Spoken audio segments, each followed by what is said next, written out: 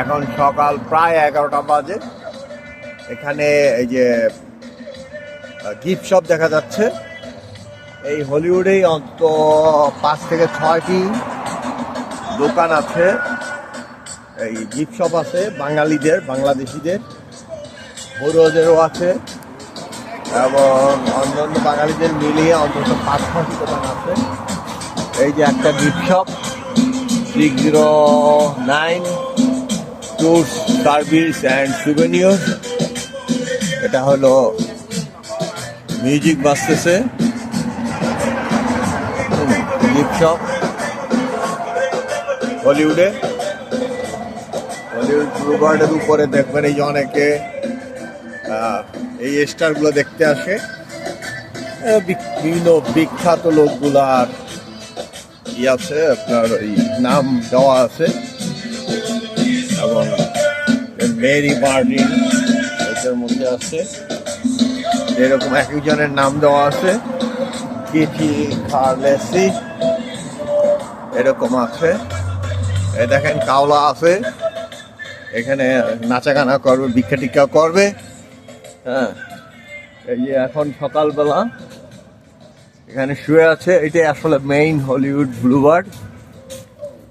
হ্যাঁ, দেখেন একটুখানি, যারা হলিউড বিকালের ব্যাপারটা ভিন্ন, আপনারা সেখানে অবশ্যই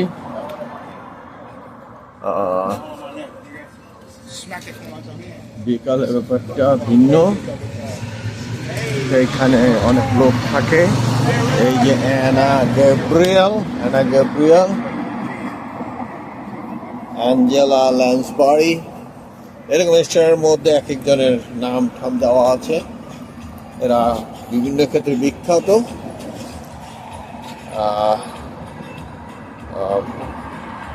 মুষ্টিযোদ্ধা মোহাম্মদ আলী নাম দেওয়ার চেষ্টা করা হয়েছিল, কিন্তু তিনি এরকম এই মানুষ পায়ে যে হাঁটাহাঁটি করে এখানে চান নাই, কাজে তারটা দিতে হয়েছে ওয়ালে। আরো শুভনীয় আছে। এই হলো হলিউড, একদম ফাঁকা, কারণ 4 দিন লেবার ডে এর পরে আজকের সকাল 11টার ছবি। এইটাই হলিউড মেইন যে রাস্তাটা, যেখানের জন্য দেখার জন্য সারা পৃথিবীর থেকে মানুষ এখানে আসতেই থাকে। বাট যেহেতু ছুটির পরে, দীর্ঘ ছুটির পরে সকালবেলা 11টায় একদমই ফাঁকা, একদমই ফাঁকা। বিকালের দিকে কিছু লোক হবে, উইকেন্ড মানে শুক্রবার বিকাল থেকে একটু বেশি হয়। দেখেন আউটলে হলিউড সুভিনিয়র, এটা অনেক বড় দোকান।